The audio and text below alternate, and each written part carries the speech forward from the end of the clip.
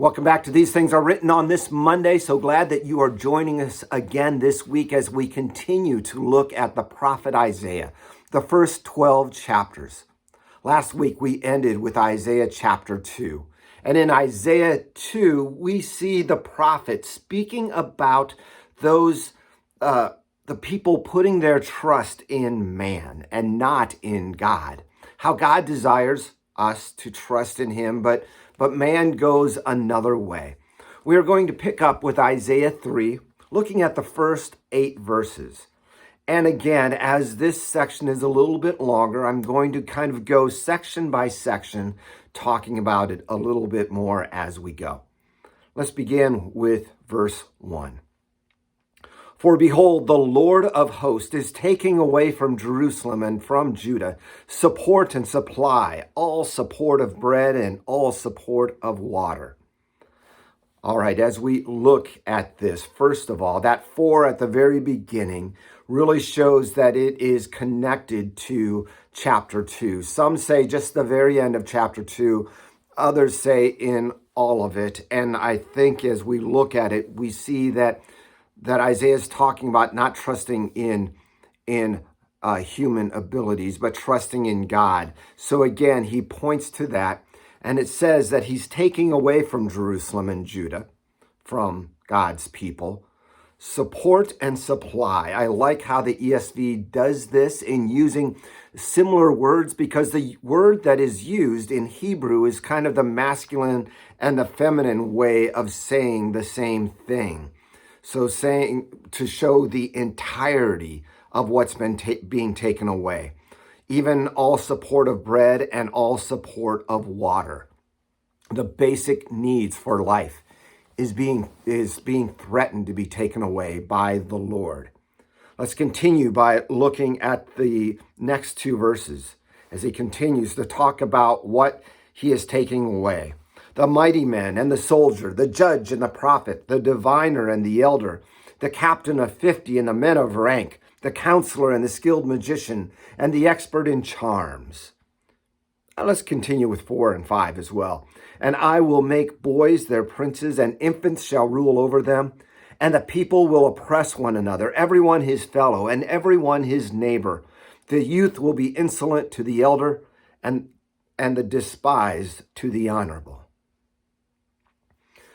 So as we continue looking at verses 2 and 3 then, talking about not just the bread and the water will be cut off, but all of what they are known for. The mighty man, the soldier, the captain of 50, those are all military terms. The judge and the men of rank and the counselor are all political positions. And then there's the prophet and the diviner and the elder and the skilled magician and the expert in charms. Those are more of the religious aspects. And as we look at these, notice how it doesn't even mention the priest. It shows how far Israel had fallen from trusting in the one true God to trusting in all of these false religions, trusting in magic and charms and things like that. So you see that man has fallen far from trusting in God, even beyond trusting in man, but trusting in inventions of men, which are not true. And then he talks about how I will make boys their princes, infants shall rule over them. Really, what Isaiah is saying in this part is that Judah is being ruled by incompetent kings. They trust in their human wisdom, the wisdom of their counselors, instead of the wisdom of the law. Wisdom of the Lord. And you notice that the world all just falls into chaos.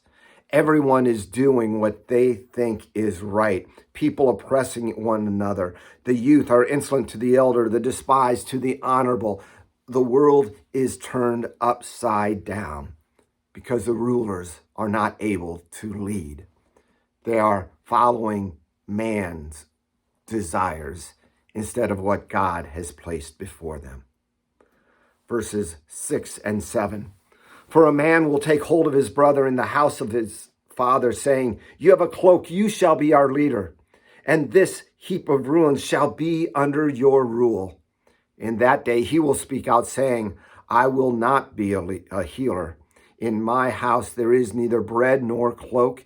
You shall not make me leader of the people. Again, no one is willing. No one would be able and left to be a leader. Men without God are unable to lead people.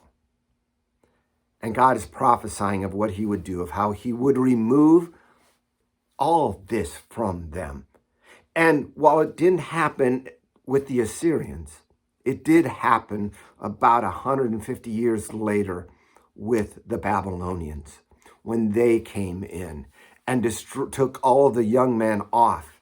And then later on, about 12 years later, destroyed all of Jerusalem because of their lack of trust in God, because of their rebellion against God and those that he placed over them. Verse 8, in a way, wraps it up. It also transitions into the next section. For Jerusalem has stumbled, and Judah has fallen, because their speech and their deeds are against the Lord, denying his glorious presence. The reason for the fall. Their words, their actions are against God, are opposed to them. Not just ignoring him, but opposed to the Lord. As we look at this and apply it to us today, while this was definitely specifically written for the people of God living 700 to 800 years before Christ, it's a reminder to us as well, isn't it? Not to trust in princes, not to trust in men, but to trust in the Lord for what he has given to us. May God lead us to trust in him always in this Christmas season and beyond. Go in peace. We'll see you again tomorrow as we continue with chapter 3.